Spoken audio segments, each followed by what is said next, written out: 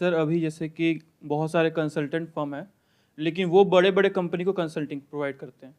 तो जो छोटे बिजनेसमैन है या small businessman, middle to small business जो हैं, उनको कंसल्टिंग प्रोवाइड नहीं होता है। तो उनके पास जितना आइडिया है, जितना स्किल है, जितना नॉलेज है, उसी पे बिजनेस करते हैं।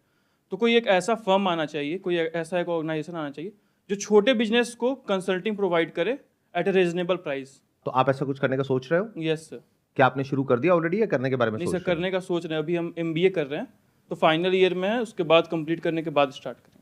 ये जो आप करने के बारे में सोच रहे हो, इसके बारे में मैं थोड़ा सा आपको बता देता हूं। इसको बिजनेस कोचिंग बोलते हैं, और बिजनेस कोचिंग अपने आप में बहुत बड़ी इंडस्ट्री है। It's a $multi-billion industry world wide. बहुत सारे बिजनेस कोचेस होते हैं जो छोटे एंटरप्रेन्योर्स को या छोटे जो स्टार्टअप्स हैं उनके साथ में इंटरेक्ट करते हैं, उनसे क्वेश्चंस पूछते हैं। तो अगर आपको एक्चुअल में बिजनेस कोचिंग में आगे बढ़ना है, क्योंकि इसमें फ्यूचर बहुत अच्छा है। वजह क्या है कि अब धीरे धीरे इंडिया में एंटरप्रेन्योरशिप बहुत तेजी से ग्रो कर रही है। हर एक का दिमाग चल रहा है कि मैं अपना कुछ करूं। तो एक शिफ्ट आ रहा है बहुत बड़ा।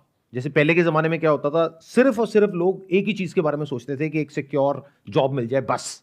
अब धीरे धीरे वो चीज चेंज हो रही है, लोग अपने बेस पे रिस्क ले रहे हैं। इनफैक्ट अगर मैं अपना भी बताऊं, तो जब मैंने अपना बिजनेस शुरू किया था तो I hired a business coach, जो हफ्ते में एक दिन मेरे पास में आते थे। 2 घंटे के लिए हम लोग बैठते थे, डिस्कशन करते थे। वो ऐसा कुछ बताते नहीं थे मेरे को, लेकिन मेरे से क्वेश्चंस पूछते थे। मैं बोलता था मेरा ये गोल है, ये विजन है, ये प्रॉब्लम्स हैं, ये चैलेंजेस हैं, तो वो काउंटर क्वेश्चनिंग करते थे। तो उसकी वजह से मुझे क्लैरिटी आती थी। जैसे आपने बहुत बार नोट किया होगा कि आपके माइंड में कोई चीज घूम रही होती है, तो आप उसमें फंसे होते हो, बट किसी के साथ में जाके डिस्कस करते हो, एकदम से क्लैरिटी आ जाती है। तो वो इंसान आपको क्लियर नहीं करता है, आपको बात करते करते खुद ही क्लियर हो जाता है। तो बिजनेस कोचिंग के लिए इंटरनेशनली बहुत सारे कोर्सेज हैं। वहां से एक शॉर्ट टर्म का बिजनेस कोचिंग का कोर्स कर सकते हैं। Then you will become a certified business coach. क्योंकि जैसे ही आप किसी भी छोटे बिजनेस को या किसी को भी अप्रोच करेंगे, वो सबसे पहले आपसे ये पूछेंगे कि भाई आपके पास में क्या नॉलेज है, क्या एक्सपीरियंस है, मैं आपसे ही कोचिंग क्यों लूं। और शुरू में चार्जेस आप बहुत ही रीजनेबल रखोगे, may be 5,000 rupees per session, but that is also not bad.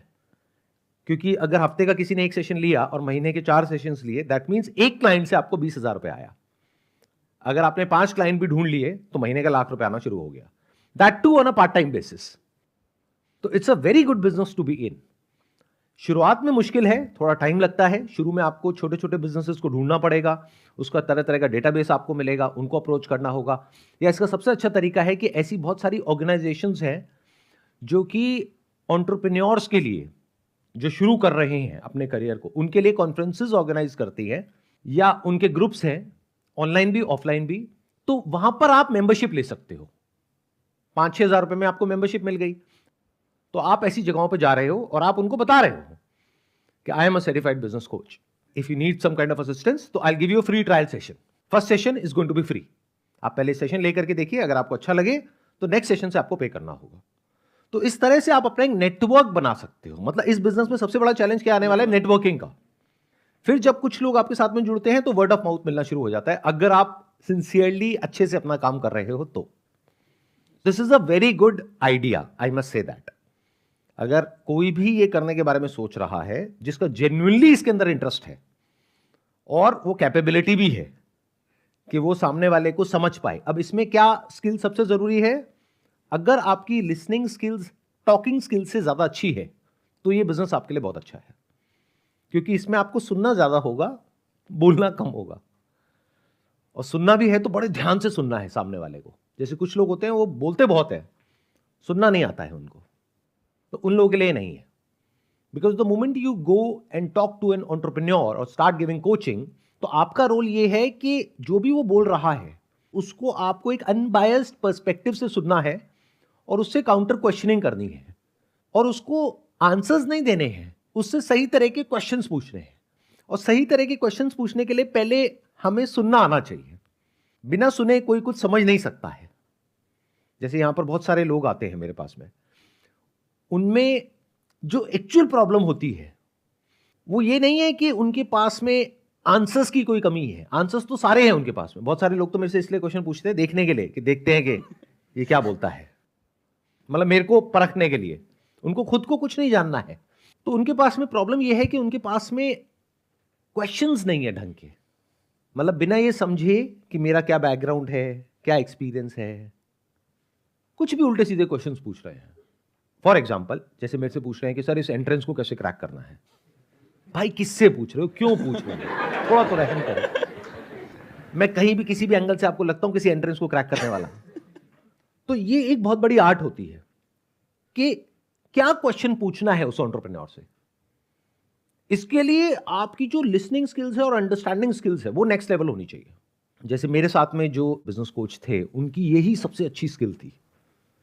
वो बस आराम से बैठे रहते थे, सुनते रहते थे और अपना पेपर पेन लेकर के और बोलते थे कि ठीक है संदीप जी आप अपना फिनिश कर लीजिए, उसके बाद में मैं कुछ पूछूंगा। और फिर एक क्वेश्चन पूछते थे और मेरा दिमाग चलता था। मैंने कहा यार ये तो मैंने सोचा ही नहीं। फिर मैंने उस क्वेश्चन का सोल्यूशन निकाला। फिर उनका एक और क्वेश्चन आ गया कि अच्छा ये हो गया तो आप कह रहे हो ऐसे करके ऐसे हो जाएगा, बट ये भी तो हो सकता है। मैंने कहा हाँ ये भी हो सकता है। बस इतना ही उनका काम होता था। उसकी वजह से मुझे बहुत हेल्प हुई थी इनिशियली, क्योंकि शुरुआत में क्या होता है, एक एंटरप्रेन्योर को बहुत कुछ करना पड़ता है एक साथ में, तो दिमाग में बहुत सारी चीजें चल रही होती हैं। तो एक बिजनेस कोच क्या करता है, आ करके इस तरह के क्वेश्चंस पूछ के माइंड में एक ऑर्डर को लेकर के आ जाता है, एक क्लैरिटी को लेकर के आता है।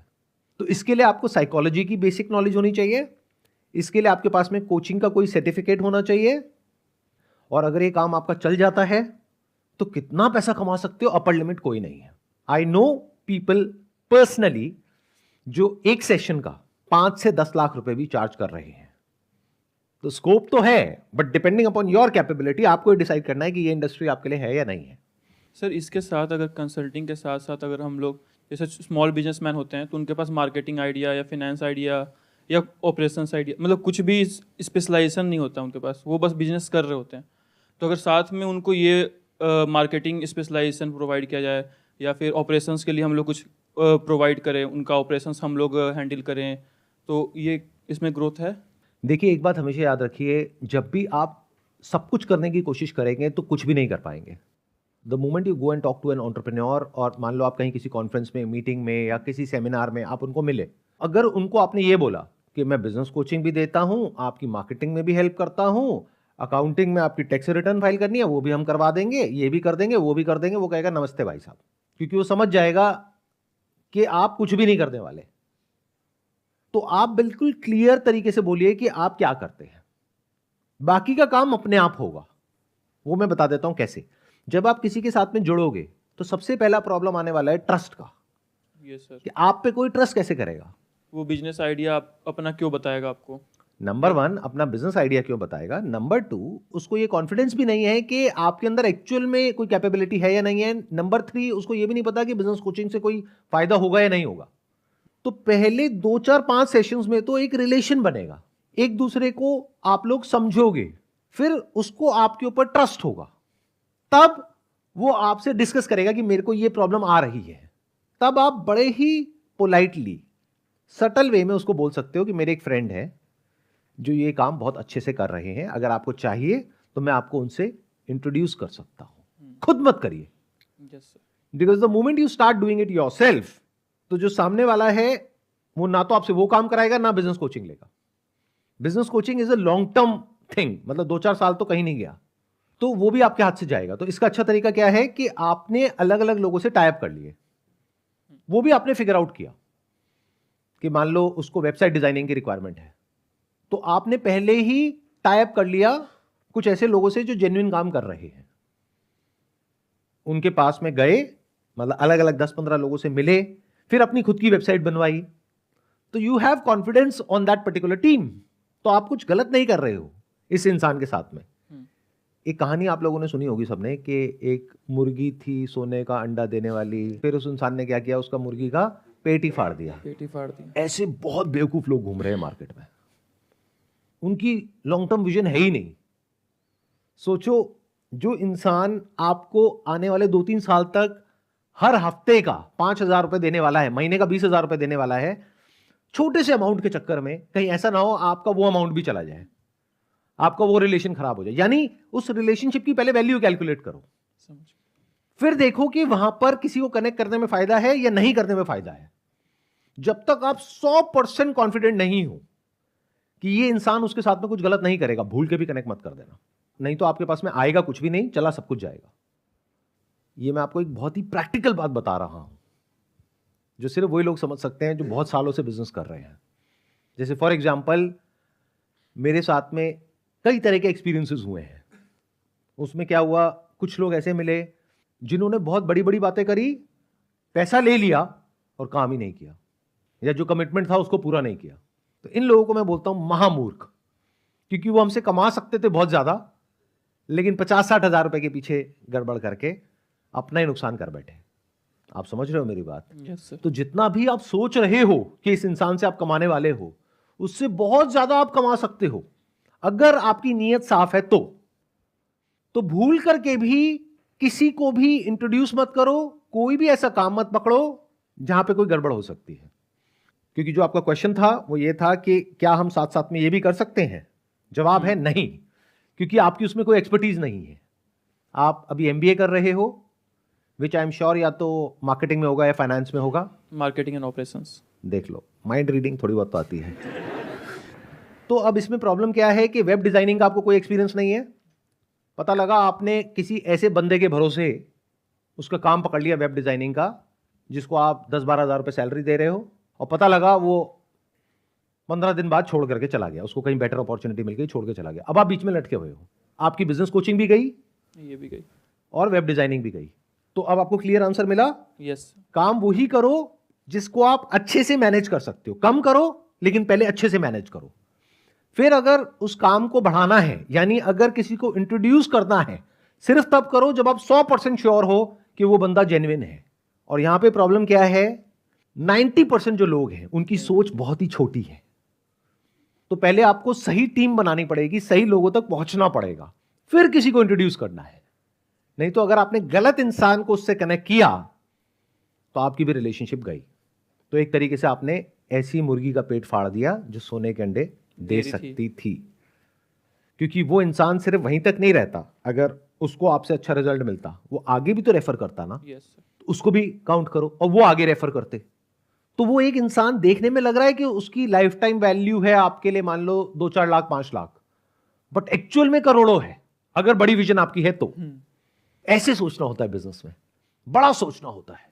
लेकिन बड़ी सोच बहुत कम लोगों की होती है, ज्यादातर होती है बहुत ही छोटी सोच, शॉर्ट टर्म विजन। कि एक बहुत बड़ा रिलेशनशिप है, वहां पे 2-4 हजार रुपए के पीछे अपना रिलेशन खराब करने में लग गए हैं।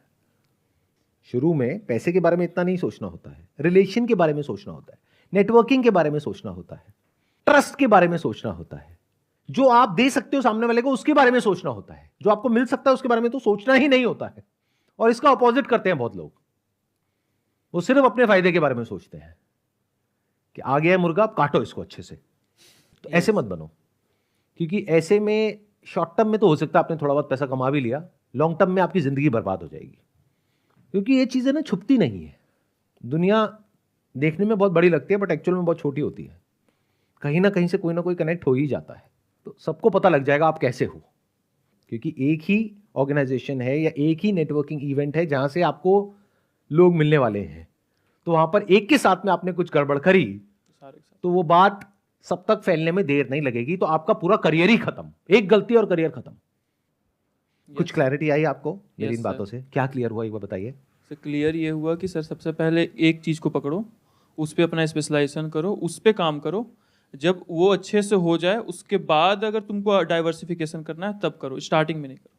और वो भी तब करो जब आपको पूरा कॉन्फिडेंस है कि ये जो मैं डाइवर्सिफाई कर रहा हूं वहां पे मैं वो डिलीवर भी कर सकता हूं जो मैं कमिट कर रहा हूं।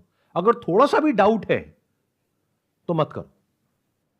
जिंदगी में कभी भी किसी भी इंसान को ऐसा कोई कमिटमेंट मत करो जिसको आप पूरा नहीं कर सकते। यह बिजनेस का पहला और सबसे बड़ा उसूल है जिसको आपको याद रखना है।